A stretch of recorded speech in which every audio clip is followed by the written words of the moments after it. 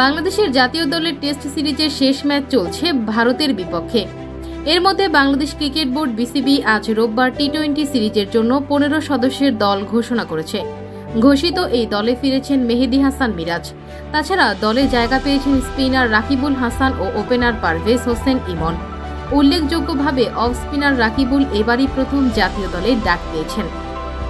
টি-20 বিশ্বকাপের পর এবারই প্রথম ভারতের বিপক্ষে টি-20 সিরিজ খেলতে নামছে বাংলাদেশ দল।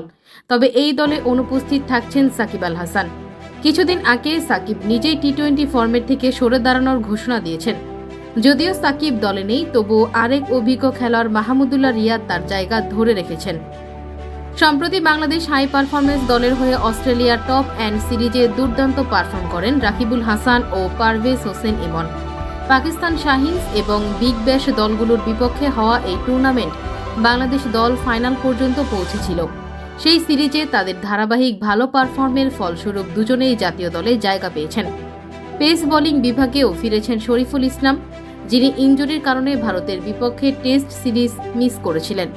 পেসারদের মধ্যে আরও আছেন তাসকিন আহমেদ, মোস্তাফিজুর রহমান এবং তানজিম হাসান সাকিব।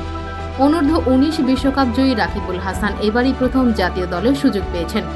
অন্যদিকে দীর্ঘ বিরতির পর টি-20 দলে ফিরেছেন মেহেদী হাসান মিরাজ। দলে আরও আছেন লেগ স্পিনার রিশাদ হোসেন এবং অফ স্পিনার শেখ মেহেদী হাসান।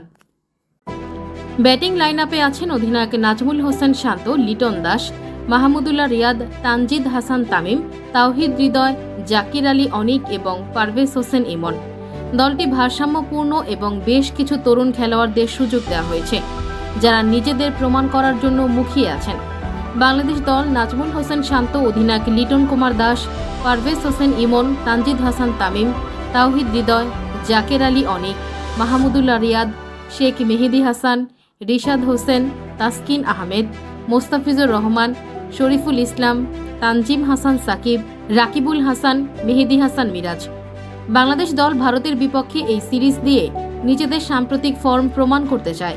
নবীন এবং অভিজ্ঞ খেলোয়াড়দের সমন্বয়ে গঠিত এই দলটি ভারতের বিপক্ষে কেমন পারফর্ম করবে তা নিয়ে ক্রিকেট ভক্তদের মধ্যে কৌতূহল রয়েছে।